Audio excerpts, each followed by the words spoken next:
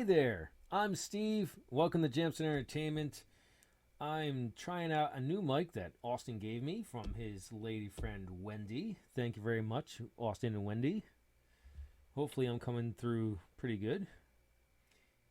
If you want to check out what Austin's up to in the drawing world, you can go to RNU1 on DeviantArt. Check out Jamsin Entertainment on YouTube and Facebook. The podcast you get up on your getting all your podcasting platforms. And I'm still playing Horizon Zero Dawn on Twitch Sundays and Tuesdays at 7 p.m. Not this Sunday because work gave me 3 days off in a row. I'm going to go up for the final time to the family cabin. How's it going, Austin? Good, how are you? I'm all right. We're going to be talking about Star Trek and how we fell in love with it. Where'd you get your love for Star Trek? When I was about 5 or 6, I would actually constantly see it on the TV because my mom was obsessed with it at the time. I grew up with Next Generation. Was it any particular episode that got you hooked, or was it just seeing it again and again? Seeing it every day and like getting an understanding for how people were treating each other, like just watching it as she did was enough to really fall in love with like the culture that was created for it, like how people treated each other. You know, it's less about my needs and more about how can we help everyone. That is one of the many appeals of Star Trek. I, on the other hand, both my parents are Trekkies. My mom being the bigger Trekkie out of the two. I mean, she has Ninja Turtle classic Trek figures, for crying out loud. That's epic. I did not start out as a Star Trek fan. I hated Star Trek vehemently because, unfortunately, I didn't see what you saw. You know, like people getting along together and all that. That never really clicked with me. Not until when I really started getting into Star Trek. I hated Star Trek because little kid me couldn't understand the technobabble and did not comprehend that it's like nonsense that you don't really have to understand. So I always argued, I hate Star Trek because it's something you have to study in order to get it. And then, only a few years later, Lucas re-released the Star Wars trilogy, the special editions in 1997, and then I was like, "This is so much better than Star Trek. It blows it out of the water." And for a few more years, I rode the hate train. If I was in an argument with another Trekkie, I would always argue that Darth Vader would just choke him with the Force. But my brother, he's always been of both worlds, and between him and my mom, they told me about different Star Treks in the series, and Deep Space Nine to be specific. And I wanted that to be the first series I watched because it's the only one that has a war in it. And it's something that Gene Roddenberry wanted in his universe because humanity was supposed to be evolved past that, which I never liked that. I never liked the word evolved used in that concept because it doesn't make sense. Does that make sense to you? That it doesn't, that using the word evolved, getting past conflict, does that make sense to you, my idea? I understand where you're coming from, but I also understand where he's coming from.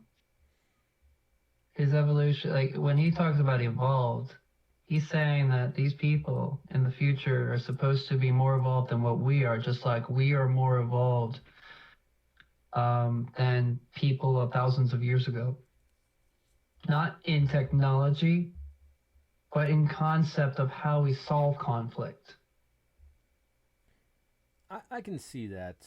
I've always thought that the word mature fits better than evolved. Because I would agree with that. I always think like evolved in the physical sense, not in the like behavioral sense. That's fair. Um, but I mean, I kind of already gave away what's my favorite series is. It's Deep Space Nine, hands down. Yeah, What's your favorite and series?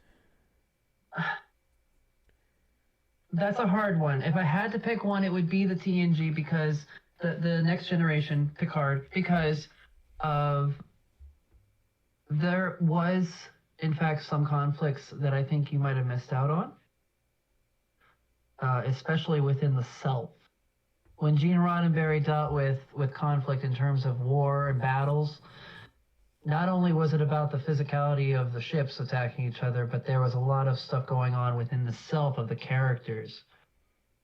He really was poetic with that. So I definitely say TNG for that one. But I see it as a whole. Star Trek is one whole thing. I can't just love one loyal thing here and there. It's a timeline. It's a whole bloody story. It's one giant story. Go ahead. No, I'm listening. No, I'm not. I mean, unless your train of thought is stopped. I mean, Yes. I'm listening. I'm letting you. Yes. All right. Um, it definitely has my second favorite episode because when we get into favorite episodes, I'm not just going to limit it to our favorite series. It's like overall. Okay, I actually I wrote it down. Jesus Christ.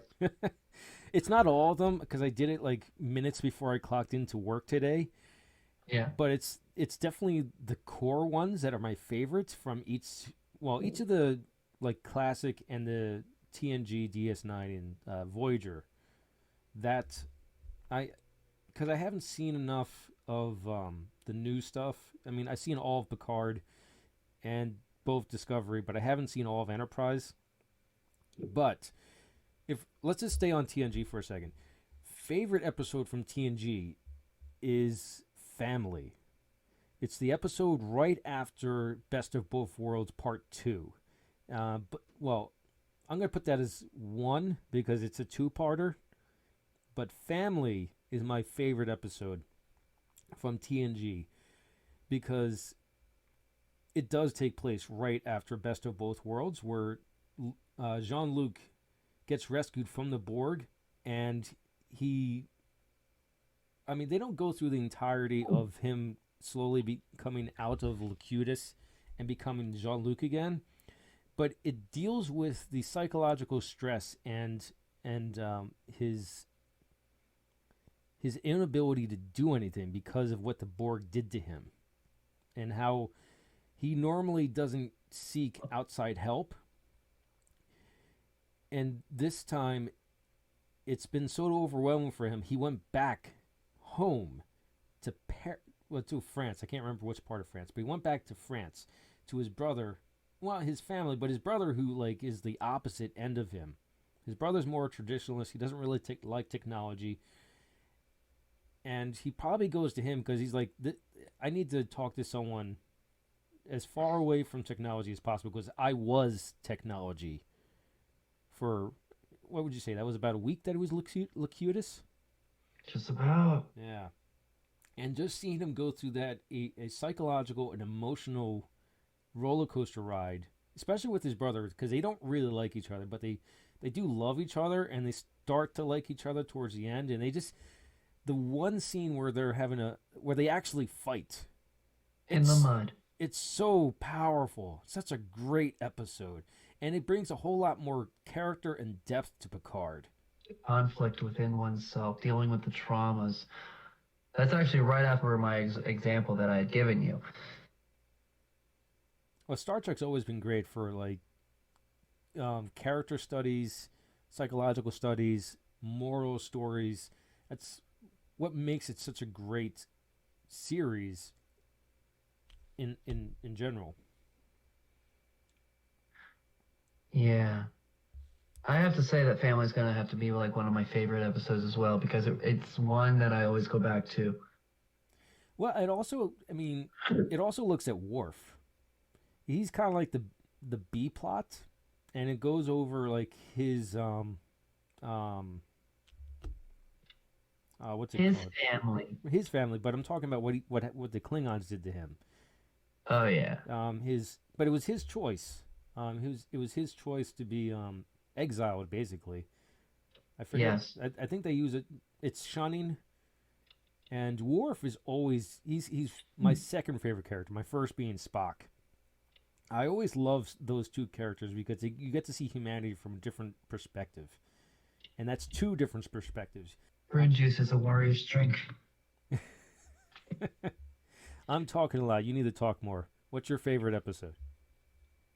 All right, so I had said that family was one of my favorites. One of my more favorites so much is in DS9, they decide to go out on a mission and they bring all the right characters, and then suddenly, for whatever reason, they get flashed back into the past because of one of this shard thing from the gods or whatever. Flashback into the past to the episode from the original series, Oh yeah, Trial of Tribbles. Trouble with Tribbles. Trouble with Tribbles. And that the episode you're talking about is Trials and Tribulations. It's on my one of my favorite lists. It is one of my favorites because not only can you tell that the cast is having such a great time with this, but at the same time, the visual effects were practical Yes. And and so much better done than they did in the 60s, 70s, or 80s, obviously, but they kept it classic and it looks so good, meshed well together. yes, it's really amazing how they merge two different episodes together. I mean, they have to shoot around the classic episode and then merge it when they have to. And it is practically seamless. And this is like what, mid late 90s? Yeah, yes, and I'm looking through that stuff trying to find where's the damn seam. Yeah. Yeah, especially for TV. Now, Yeah. granted, I argue that DS9 is like the most expensive Star Trek because, Eh, yes, it's in one location and they can use the same like sets a lot, but there's a yeah. lot of extras and a lot of aliens in there. So it's like the prop and the costume is like hugely expensive. Yeah, absolutely on that end. And with visual effects, visual effects takes. And So then back I then, argue sorry, that all. So then I argue that all the series after Enterprise would have cost just as much, if not more. yeah. And back then they were still using like actual models. I mean, Yeah, they were huge models, like yeah. probably 6 feet in like with I don't know what the exact dimensions are of the Uh, Deep Space Nine model.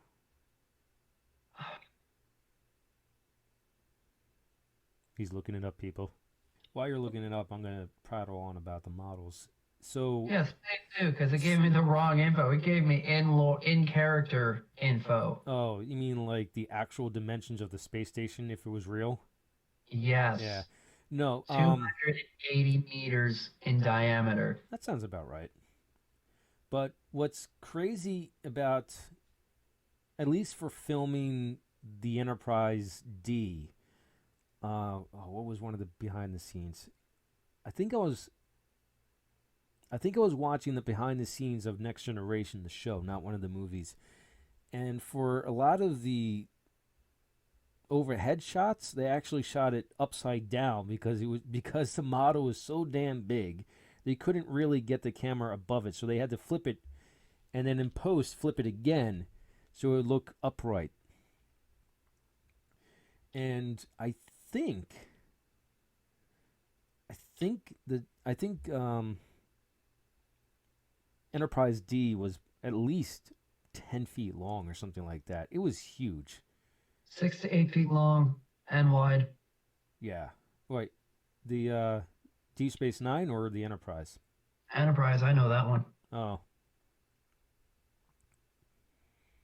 although I do believe that Deep Space Nine had the first CGI opening because it did get a little more intricate with, like I think after season 3 or so, they started adding in like astronauts working on the station, like a shuttle here and there. I'm not, and I think when they brought in the Defiant, I think that was CGI. I'm not entirely sure because they were weaving in and out of the model. I don't know if they Yeah. could have done that with another model so easily. I No, it's possible though. I mean, they would have to run tracks around it and then CGI those out. yeah. Okay, so let me explain this at least. You do know how they shot the Enterprise on Enterprise D Next Generation? Yeah, it was on a stand essentially, wasn't it? Yes. It was also upside down. I mentioned that. I guess you were focusing on looking up the dimensions. They Very. filmed it upside down so they can get top shots because it was so No, it cool. was upside down because it was top heavy. Oh, well, maybe it's both. That makes sense The though. That makes disc, a lot of sense though. the disc literally weighs more than the bottom half. That makes a lot of sense because And so, it's on a relatively narrow neck. yeah. So, with that in mind, they had that stationary. And they even had the ability to throw. No. I'm sorry. I apologize. It's stationary. It's a model. It's right there.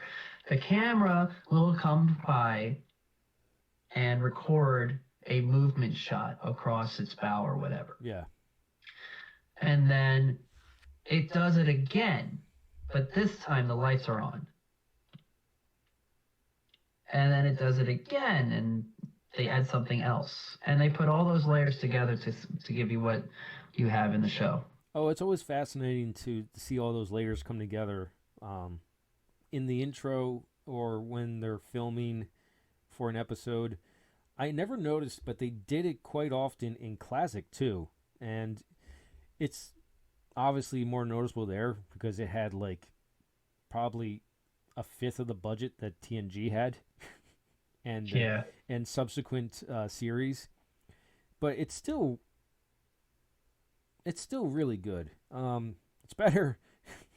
Oh, one thing I forgot to mention throughout the podcast, I'm going to be putting up the series. You can go down in the description below, get your copy, helps build a community, and watch some awesome Star Trek. I'm horrible with pitches. It's okay. How's this?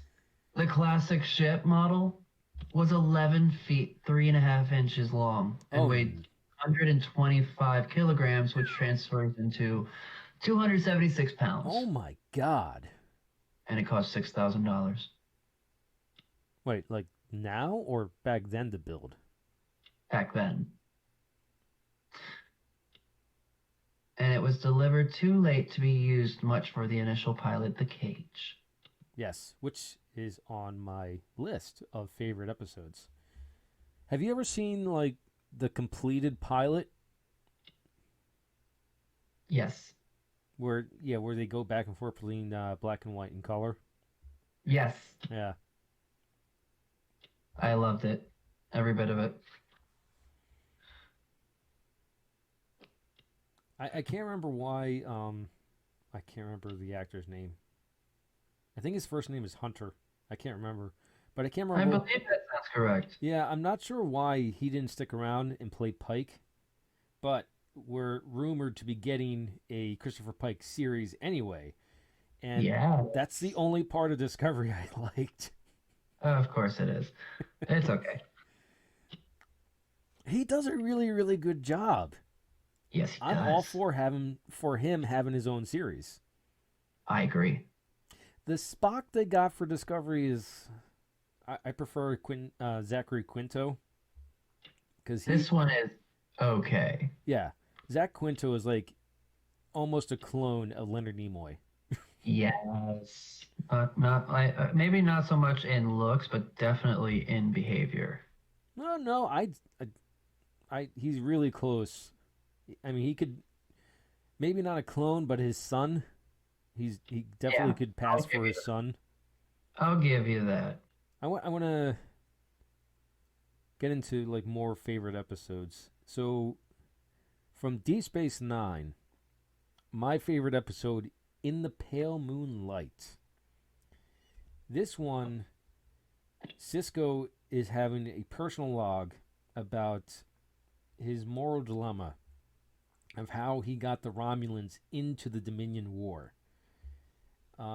He teams up with Garrick, and he's so unsure of himself that he can't even talk to Dax about it. His best friend in all the universe. It's such a great episode. Such a moral dilemma. It's like, we are losing this war, and we need to get the Romulans to stop having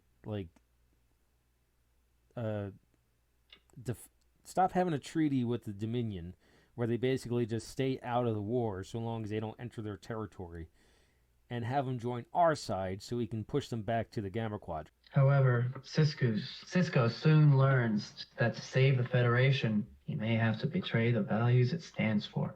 Yes. He definitely gets his hands dirty. Well, Garrick gets his hands dirty for him, because Garrick, he does the things that Cisco would never dream of doing, but he realizes through struggle, through character struggle, that these things need to be done in order for civilization to survive.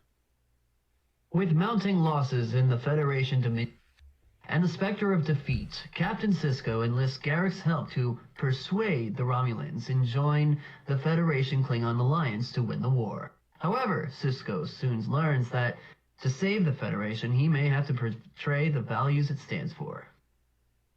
Yeah. That's a good synopsis. I wish I could remember more of the specific episodes I like from Deep Space Nine, but collectively, there are more favorite episodes from that one than across the spectrum.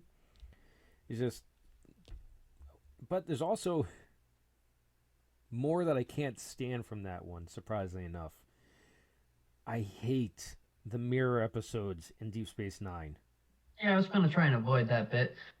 What, you actually... By the way, do you a lot of my like favorite them? episodes... Hang on. A lot of my favorite episodes, because we're not talking about the universe, we're gonna skip all that. I don't want to talk about hate stuff. Let's talk about things we like. Oh, so you don't like it? I do. Okay. Kind of. I'll just let you I go. love-hate relationship right now. So I really like ships. Mm-hmm. I like how they move. I like how they work. It's really cool. Space stuff, yay, futuristic. So when in the series known as Enterprise, when they took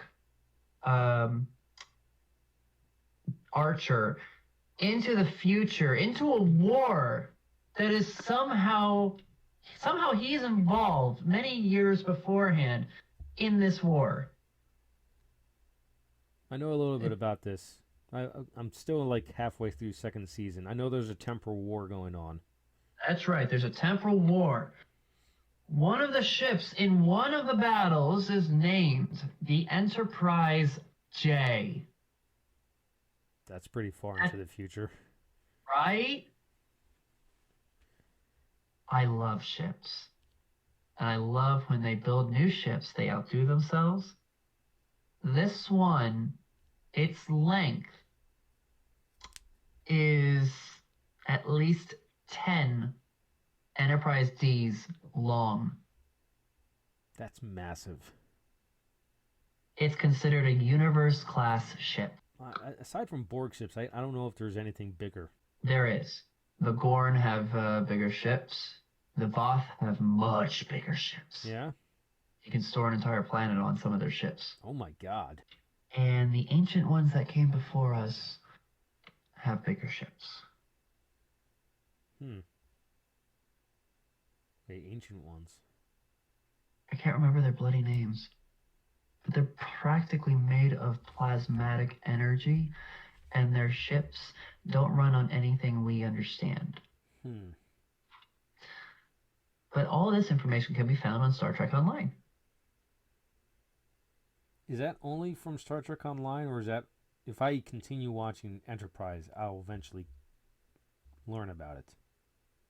If you watch the entire series, you will learn about everything that I've just mentioned. All right. because it's the only one I haven't seen in its entirety yet. There's actually a DS9, I'm sorry, a Voyager episode where a dinosaur. I try and remember that one. He was a humanoid dinosaur. Oh yeah, that's a really I can't believe I forgot about that one. That's an awesome one. They're That's a boss. actually from Earth, and they Yes, evolved past us and left Earth. They didn't go yes, extinct. That's a great episode. story. And they're called the Voth. But as you said, they had evolved past us. They're one of the species that have ships so large that you can store the populace of a planet on it. That's it. Actually, no, wait. I was about to say something, but then I realized that's from uh the Orville. I was remembering an episode from the Orville, which is basically Star Trek. It is. Um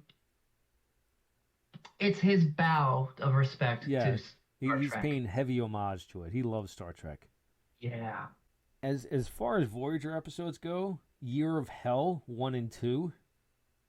That's another great one. Yeah. You remember that one?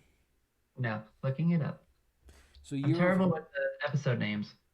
Year of Hell is I can't remember the alien race, but there's this section of the Delta Quadrant that's controlled by this alien race, and the Voyager is constantly under attack, and they're losing crew members left and right. At one point, um, I think Janeway kind of narrows it down to like I don't know 5 crew members, which is basically the main cast. And Yeah. on the opposing side, you have what's his name? I can't remember the actor's name, but he actually played the president in Undiscovered Country, the 6th Star Trek film. He's read from, for those who aren't Star Trek fans, but if you aren't, how dare you? No, I'm kidding. You're Um, talking about the Krenim ship that wipes yes, Krenim, entire that's it.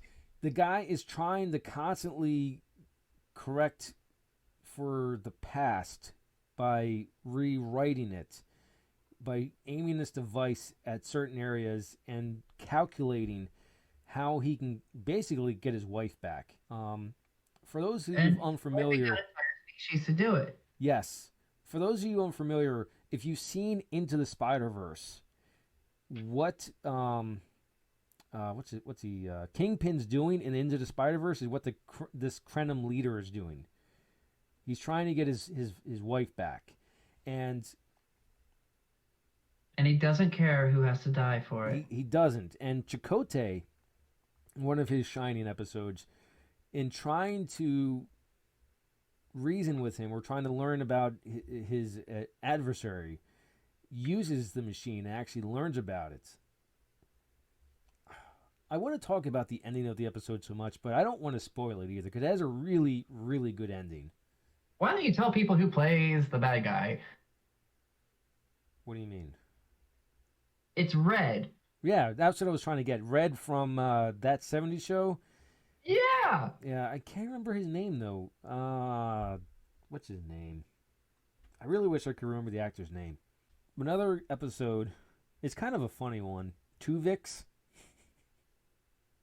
Yeah. As Two much as Vicks. I'm not a I'm not a Felix. I'm not a Neelix fan by any stretch of the imagination. Of course you're not. He Everyone isn't. else is, I but you're. agree. I agree with Tuvok. I'm sure. Of course, me agreeing with the Vulcan. Who would have thought? Oh, I thought that made sense. I'm sorry. Um, but those are other Graves episodes in there. Like I said, I wrote the list before I got before I clocked into work. To go back to TNG, Darmok. Are you familiar with that one? Or well, you said you're not too good Darmok with it. Ninja the Hut. Yes, yes, you do know what I'm talking about. Or That would is great because it's fascinating how they speak in. they It's not, speak it's not really metaphors, but it's like real story. memories. of moments in history. Right. It's really like how tribes passed on heritage and tradition. I bring up this story to remind you of how I feel. Right. It's very fascinating because I had to watch the episode a few times because it's not that the translator was having trouble translating the physical words, it was making sense of them. And then the fact that Picard and the captain being down to a planet and the captain's just constantly trying to get him to understand what he's trying to communicate. It's just a fascinating take on language and how the universal translator works in that in the series. I need to borrow the stage for a moment. This episode actually has been done before, not in Star Trek, but in other series and in other movies. In fact, there was this one where this guy was, piloting his ship in a war and got stranded on a planet. And I think it was Patrick Swayze or someone else. I can't remember. But anyway, it led to, oh, it's got acid rain on here. We need to grab these crab hides to make a home. And he's working with this alien from the other side of the war. And they're getting along, they're surviving. But suddenly, after a while, bad guys show up. And so they both work together to get out of there. Interesting. Let's go back a little bit further. Um, who was the guy that had a friend named Friday? Friend named Friday? Uh-huh. And he was stuck on an island? Are you talking about Wilson and Castaway? Could be. No, Tom I'm going Hanks? further back. It's a story, not a show. I'm not familiar because when you say Friday, I immediately think of Dragnet because one of the detectives is named Friday. I apologize, my bad. I'm pulling the wrong thing. This guy gets stuck on an island. His best friend is a coconut. Not familiar with that one. I'm sorry. That's okay. Anyways, that same story goes far back. It's been changed a little bit all the way, but it goes way back. All right, I've been going on and on about a lot of my favorite episodes. You talked about one or two. You've agreed with me on some of mine. But Uh-huh. what are some of your favorite episodes throughout Star Trek? I like the ones that involve time. Like there was one in Voyager where a time shuttle just showed up out of nowhere. It's like, hey, you're not supposed to be here. They're telling Voyager that. Well, suddenly they all kind of get taken back to a very early time in California. Early 90s? 90s? Yeah, 80s? 90s. 90s. Yeah. It's supposed to be set in our time. And the person that you're talking about, who said you're not supposed to be here, he's trying to destroy Voyager because he ultimately gets fucked in the future or in the past. Time travel's weird. So when he came back, it was actually a later version of him saying, I just left you. Yeah, they make that they they kind of make that a mini series within Star Trek Voyager because he becomes a reoccurring character for like 3 or 4 episodes. Really, I'm, really good story. yeah. Apparently he got stranded on that planet for a few months too. It was great seeing him as a homeless person. No, no, he didn't get stranded for a few months. He got stranded for like 10, 15 years. Oh, Yeah. What's so okay? Do you remember from Spock's explanation from the remake Star Trek movie? What was moments um for what's the it's a Romulans? lifetime brother. What are you Yeah, going but about? what was what was moments for the Romulan that went through the time portal was years for Spock, or I can't remember. Flip that. No, it was years for Spock. Be- No, no, no. it was Here's moments why. for Spock The and years singularity. for the Romulan. Listen, yes. For Spock was going in last, and the Romulan was pulled into the singularity first. And because of that, he went through first. Now, that black hole or whatever they got sucked into, it has a time, it has a lifespan. So from the time it starts, time like you could be sent anywhere into back forward in time, who knows. As you get closer to the center of its lifespan, it's like you're being sent closer and closer towards your current time. The first ship went in, but a few seconds went by as Spock was being pulled in. Hmm. So because the first ship went in, it got placed here in the timeline.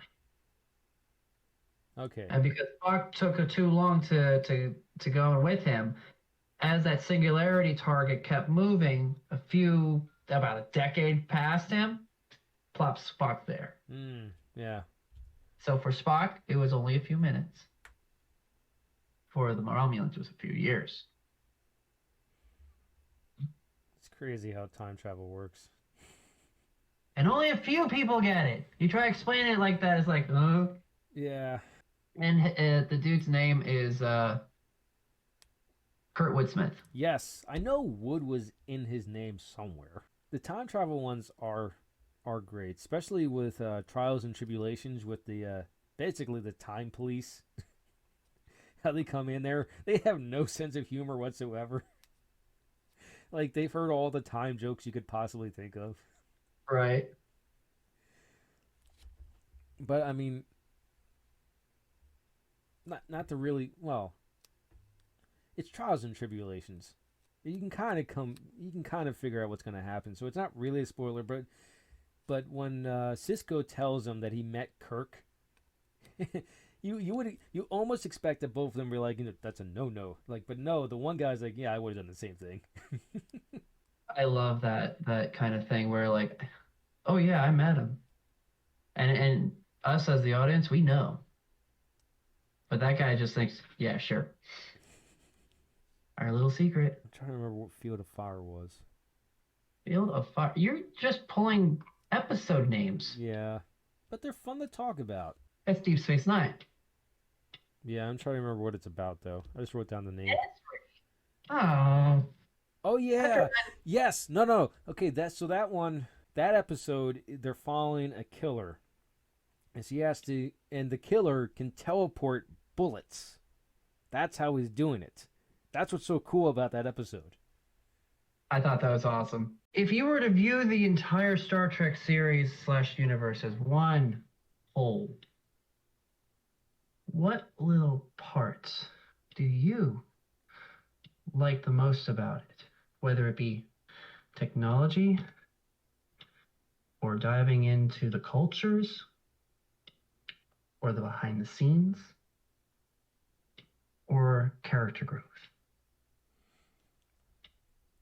I would definitely say it is a mix of the cultures and the character growth.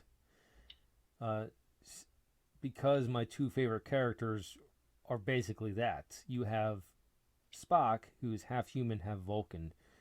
That struggle between his culture and his human side, because he really is like a Vulcan who struggles with emotions, and seeing him through decades and decades of becoming more and more of a healthy mix, because he doesn't really emote, but he does care and he does love, and it comes through his stoicness.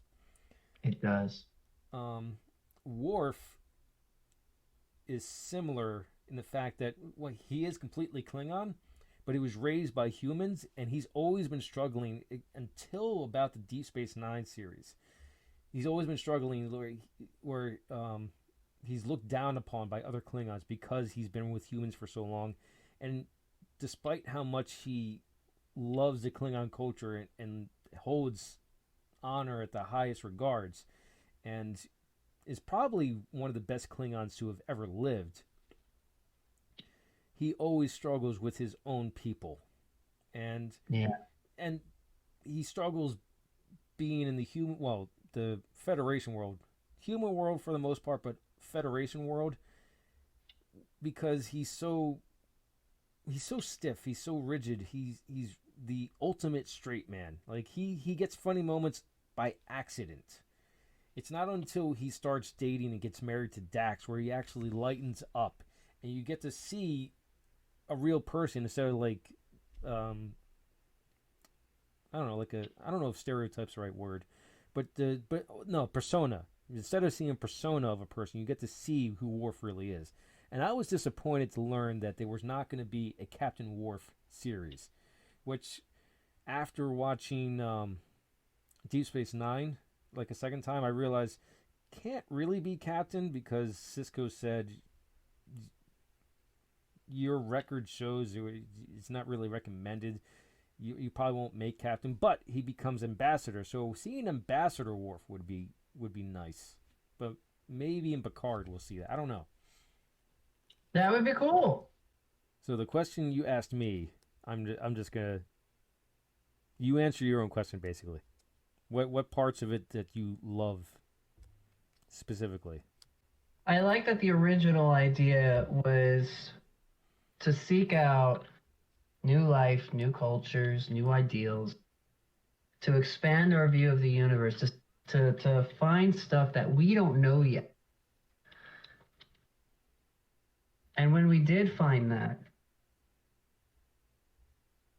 we started doing what we could to make relations. I like that the timeline within Star Trek is a proper timeline. You have a war here, you have the development of Starfleet here, you got the worlds that joined up throughout the way. Oh, we didn't do so well with the Klingons, we kind of screwed that up, so now we've got a war with them. It's a timeline that can, if you look at our own timeline, it's very similar in the fact that it's got this here, that there. It's a little sporadic, but it shows a story. It shows a proper life go throughout the many decades that is portrayed within the story. But most of all, I think I like the growth of the characters as they go. Like you can take the characters from the point A, from the very beginning of their story arc, and compare them to their ending story arc. You can find a major difference in that. Oh yeah. Lastly, I am addicted to their technology. Who isn't? Right? Could you imagine? People would no longer be on the streets. There would no longer be hunger. People would be taken care of. Well, that's all through the power of replicators. And Unfortunately, other things. I mean, But yeah, we are getting better with 3D printers, but until we can manipulate the molecules, or I guess load up certain molecules to make certain things, I don't know how it works exactly. We're still going to have the same issues. it's a process that has not been done yet, as far as I know. Right. It is known as taking matter and turning it into energy, sending that energy somewhere. Or no, just taking energy and converting it back into matter. That's what it's very similar to the teleporter technology, which is taking matter, deconstructing it, turning it into energy, sending it somewhere, and then reconstructing it back, and then making sure it's still moving the way it was supposed to. Oh, I thought it was rearranging the molecules that were just existing and making it into whatever. Or No, they literally disintegrate you. huh. No. I mean And like the that's replicators, not the teleporters. the replicators are protein based. Trust me, it looks pretty, but it doesn't taste the same. Yeah. Yeah, that's a topic that comes up, especially people that are against replicated whatever, well, like food and drink wise. Alcohol, they can't stand it. It doesn't replicate right. But cake does. No, I think if we're going to take it to a real world scenario, I think replicators, at least to start, are gonna have to closely resemble what 3D printers do, but you're just gonna have to use different components, different, well, especially for food and drink, ingredients in order to replicate it. Like they'll be able to make 100 different things out of, I don't know, 50 ingredients. I don't know. I'm just spitballing. Here's the problem. In order to make what happened in the show happen in real life, we would have to learn to break the one law of physics that we know true and love. And that is you cannot create matter. You can only rearrange it. Right. There's only a certain amount of matter in the universe, and you cannot create nor destroy it. You can simply rearrange it, just break it apart a little bit, but still, down to its molecular level, it's still there. It's not gone or reappearing or anything like that. And Star Trek's technology is like energy to matter conversion, which some scientists say it might be possible 100 years down the road. And there's a lot of possibilities we're talking about down the road. One of the scary things is I think it's called neural net. Whatever Elon Musk is working on, the chip inside the brain. That's I'm good with that. that's a scary concept. I don't know. Yep. But imagine your car driving where you want to go. With the downside is that you would expect them to be smart enough to realize that that mental discipline is not owned by many. Well, I mean, the Tesla already does that. You don't need a chip for that. Yeah, I know. But let's say you see a car coming at you and you think to turn right, and automatically the car does it because you thought. Well, I mean, think I don't know if it's going to be that complicated because a lot of, I mean, obviously when you start driving, a lot of it is conscious thinking, but you do it so often it becomes unconscious. So I think if you do start driving a car with your brain essentially, I don't think it's going to be that messy. I hope not. I can go back to your question. Another, like, after character and culture, story would be the next big thing for me. Because not only are they good at telling, like, moral dilemmas or stuff like that, the way they tell them, they take real world scenarios and or or topics that normally people would have difficulty talking about, and because it's sci-fi, because it's not this versus that or whatever, it's it's not like the real world this versus that. It's sci-fi this versus that. You can detach yourself from the issue.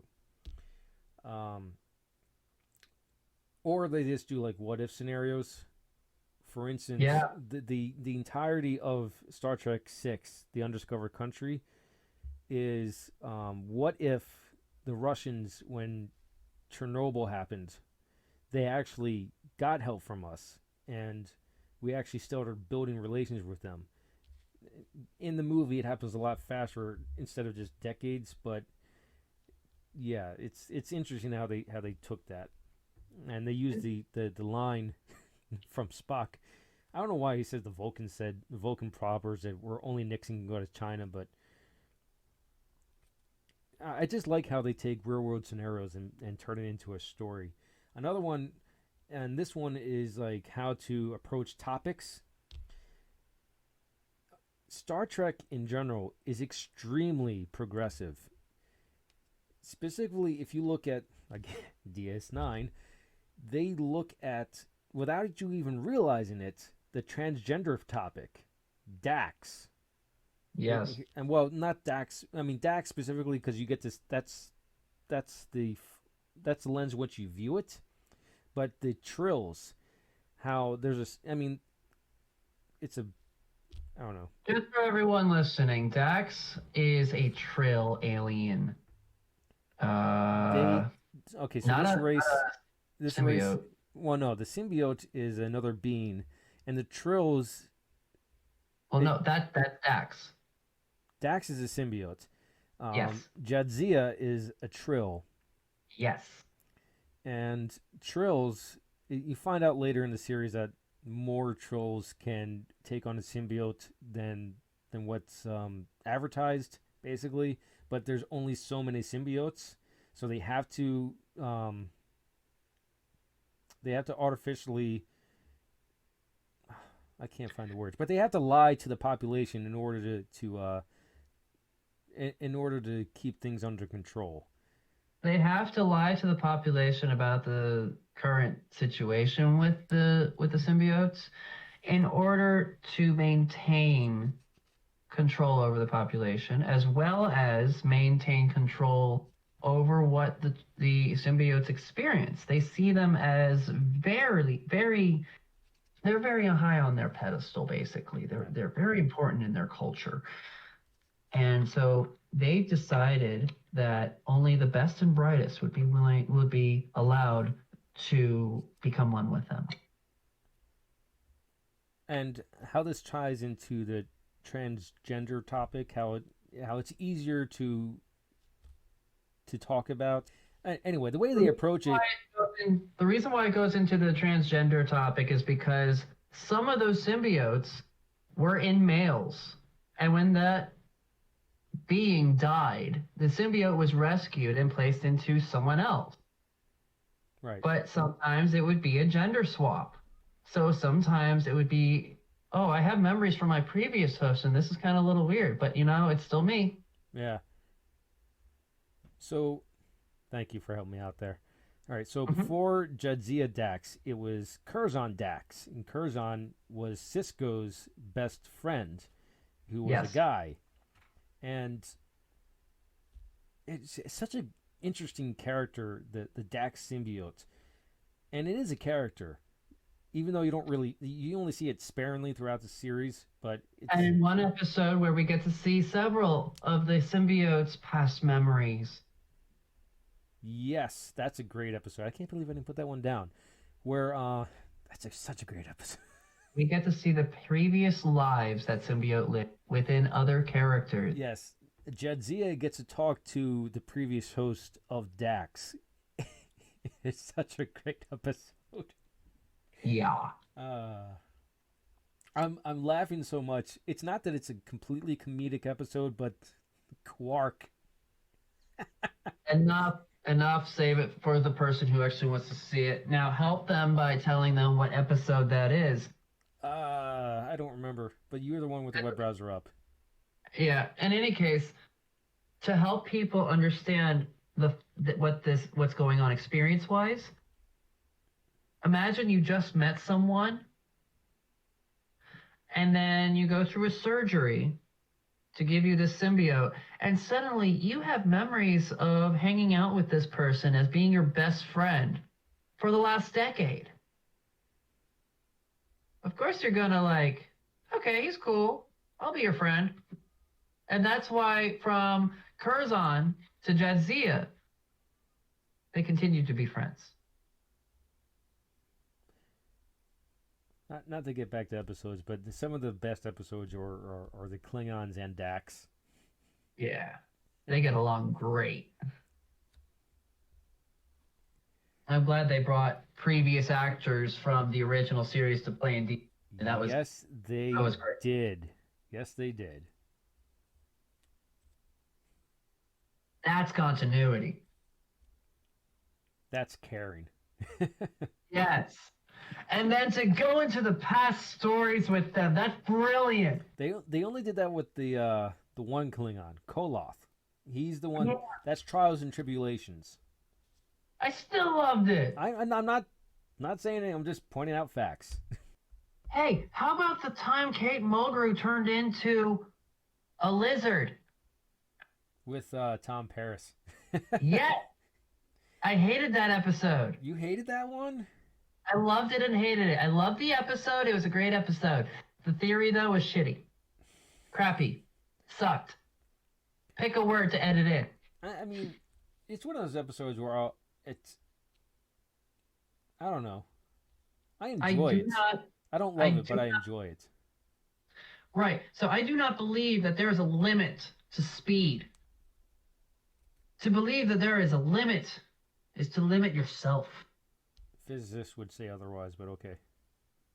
There should be a warp 11, a warp 12, and so on. And I bet you if you go to the previous 10 speeds, you can figure out the next few speed. I'm sorry, I went weird. I'm sorry, you're talking about warp. Well, let's see. They had transwarp, which is what basically the Borg have, right?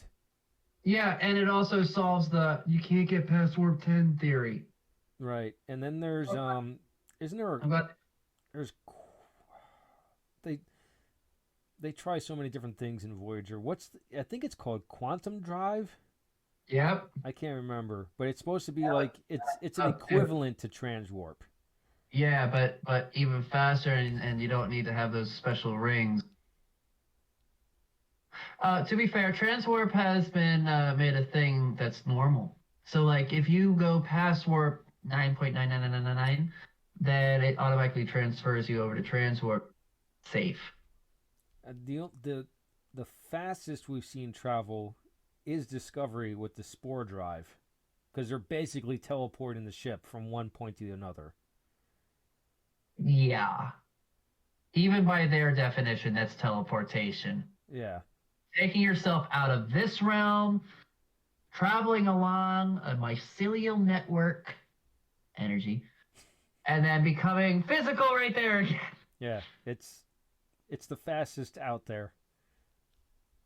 That's all I'll go into that because I can, yeah. The technology is interesting. I just don't want to go off on a tangent. I'll just say it's the fastest travel Star Trek has come out with, the spore drive. I will give the newest Discovery Discovery season 1. I will give them props for understanding warp. It is the one moment where they're in warp 1 in a shuttle going from point A to B for 1 light year or so. The timing was perfect. What do you mean? So in previous series, they'd say go to warp, and people like us would actually time it. They know what warp speed, which means they can translate it on the computer and figure out actual how long, figure out the distance between the two planets that they're at, and they can figure out how much time it should take. Okay, you just went to a whole new level than I would have even imagined. I know, but bear with me. None of the other series have ever been accurately close enough due to time cuts and, pushing story along. Discovery took the moment to put 2 characters in a shuttle, push them into warp 1, allow the proper amount of time to go by, and have a discussion. That's insane. Right? All right, I got to give him props for that. I'm not a fan of the series, but I got to give him props for that. That's pretty cool. I appreciated that. Everyone timed it. It was like, oh man, that was accurate. How do we keep on doing that? We get into a nice rhythm and it just kind of stops. This is how it really goes, unless you actually write down the questions you'd like to have. Well, I already asked them. I just figured we just gush over Star Trek. Okay. Well, that was a good stop. I want to gush over VR. I want to show you stuff I haven't shown you before now that I can screen share. So, all right, that can be the next time we meet. I don't know what we would call that because we can go into so much more than just Star Trek with VR. Aaron who discovers Oculus. I'm down with that. But I've already created a library of things I can show you. All right, cool. I want to come over because I want to try it out. Of course. So we'll do that podcast at your place. Okay. Sweet. So yeah, look forward to that. Not quite sure when that's gonna happen. All right. I didn't see Ed today at work. We were supposed to have a Dune talk. He never got back to me, so I need to see what's up with that. So potentially next week we can do the Arnu discovers VR or gets VR. Stay tuned for that. If you want to know what Austin is up to, go to Arnu1 on DeviantArt. Check out his art. It's really, really good. Check out the podcast on all your podcasting platforms. Wow, this really sucks. I don't know why this is happening. I've done this enough times where it should flow a little better. Commit yourself to it. Give yourself some energy. Probably because we did stop and start, and so it's kind of difficult for me to get into a flow. Wow. What is wrong with me? I want you to look at your words. I want you to have some belief in them. I want you to feel that these words are the right words. You chose them well. The only thing that's missing is your delivery. And all you need to do is pump yourself full of energy, have some self esteem, and pump it right into the mic. I don't know why, but your little pep talk made it more pressure. No one is going to watch this. Yeah, that's not helping either. Come on, man. I don't know what to tell you. You don't need to voice what's in my head already. You know, surprisingly enough, I actually do believe people watch. They do. It's just I don't. Well, You don't hear anything back. I don't hear anything back, and people out there. Okay, so editing this is going to be interesting because I don't know what at this point. I don't know what I'm going to leave in and leave out. Well, good, Like, actually. share, subscribe, please. We need to build a community. Oh no, I see. I never know how to pitch that because I want to Read it go in. off.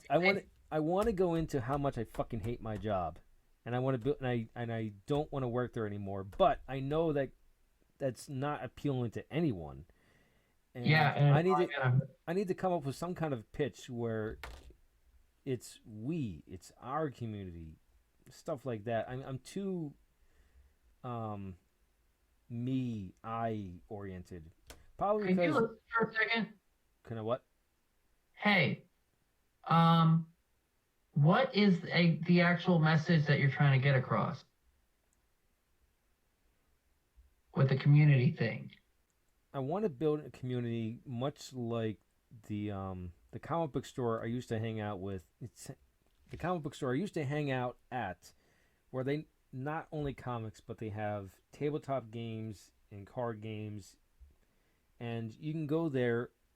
I used to go Tuesday nights and play the flight simulated miniature game X-Wing, and have a lot of fun there. But the table next to me might be playing Warhammer. The table behind me might be playing D&D. I want a community like that. That's always been the goal. And that's what I mean by build a community. Let's start a cafe. I've already come up with a bunch of stuff to make it happen. Had I money, or if universal basic income was a thing, I would go part-time at work tomorrow and go full bore into Jamsin Entertainment to build this community. Wendy and I came up with an idea to start a cafe where you got all your favorite drinks from your favorite video games, but then it's bigger than that. There's D&D tables. There are arcades along one wall. There's several rooms for various reasons, but they all come to that dream that you just wrote. Yeah. That's what I want to build because I mean, you ever heard of the term shopping arcade? No. All right, I first heard it from an animal from an anime. I can't remember. No, it's the anime is called Ibanabashi Shopping Arcade. I've always liked that term, and I've actually looked it up. It's basically strip mall or a mall. It's just a bunch of little private small business stores in one area. Right. I've always wanted to turn it into a more literal term, a shopping arcade. But my ideas just have a tendency of running off with themselves and they explode because really, this all started out as just wanting to have a video game store. And it's become way more than just that. And that's why in the description below, you can find Amazon links to the various different series of Star Trek. Get your copy. You'll be helping build that community so we can hang out not only online, but we can hang out in person and enjoy all the geeky, nerdy, dorky things that we love. Join Star Trek Online! Austin, have I helped you understand my dreams a little more? Yes. I'm glad. Pats you on the head. With the Amazon affiliation, this is for you and for the audience. I have 180 days. I think I'm about halfway through that right now. I can't remember when I signed up. It's like the middle of January is my probationary period's up. I mean, I can sign up again. This is my second time signing up already. The first time I was a real dum-dum and just put links in the description below without telling anyone. But now I am telling one. I'm getting clicks. I'm not getting any buys. The way Amazon affiliation works, I find product through their websites, Amazon affiliates. I get a link. The person buys whatever I put in the description below. I get some kind of percentage. And okay, yeah, that's what would no help. one seems to get that. Hmm. But no one seems to get that. Well, I don't know. Well, okay. So I brought this up on Twitch. That at the beginning, so at the top and the bottom of each video, I'm gonna pitch like what's in the description below, because I don't think people really wait until the end of my videos, even though for the most part, well, not for the most part, but for like the movies and stuff that I review, they're only maybe 5, 8 minutes, 9 minutes, depending on which one I'm talking about and how much I want to talk about the movie. And plus, one of the many advice I'm given by everywhere, or just watching. Well, one of the advice is emulate who you follow, because they're doing something right. You might as well try what they're doing. A lot of people that I follow have pitches at the top and bottom. You saw me do a sloppy pitch at the beginning of this podcast. Right. And sloppy towards the end of here too. You can do it. Well, it's very simple. You help build a community by buying awesome movies and video games, gear, whatever pertains to the topic at hand, or like whatever pertains to the topic at hand. You will help build a community. So this went to a place I was not expecting to go, which is probably a good thing, because it was a little more organic than it started out. This is kind of, I mean, not exactly. I'd like to have more. I like to have topic based episodes. That makes sense. But I mean, I really got the idea from the biggest podcaster out there, Joe Rogan, who just has guests on and they talk about whatever. But I know that I need more focus in that. And since, for the most part, all my guests have been friends and coworkers, it's easier to just come up with a topic and talk about it. But I would like to have more organic and fluid conversations. I don't know where I was going with that. You're looking for advice because I can give it. I think I'm just getting my thoughts out there, really. But God, this is going to be a nightmare to edit. Yes, you are making it a nightmare to edit. I might leave that in there for, I don't know. I find it amusing. It's not even like jumbling around different bits and pieces. It's just deciding what to keep in, what to keep out. Don't worry about it right now. I know not to worry about it right now. I don't know. Focus on your ending. Because there are places I gotta go, people I gotta see. I feel like you had this stuff written down. Your ending has always been written down. No, it's not always been written down. Is it written down now? The only thing I've had written down were episodes. You should write that ending down so you can redo it every bloody time. Well, I mean, okay, so if you actually do watch my movie reviews, I eventually came up with that, and scripted because I just sprout it at the end of every video. Yeah. This is a little different because I'm with another person. Oh. It's not a negative. Again, just facts. Are you saying you're boxed in there? I mean, All right. Let me not hold up Austin anymore. Austin, thank you. You are a great friend. anytime. Stay tuned for the next podcast. I don't know what it's going to be, but it will be up next Saturday. Thank you for watching and listening. If you like it, like it. If you want to, if you really like it, share it with other people. It will really help out build this community. And if you don't want to miss an episode, hit the subscribe button. Thank you for watching and listening, and live your imagination.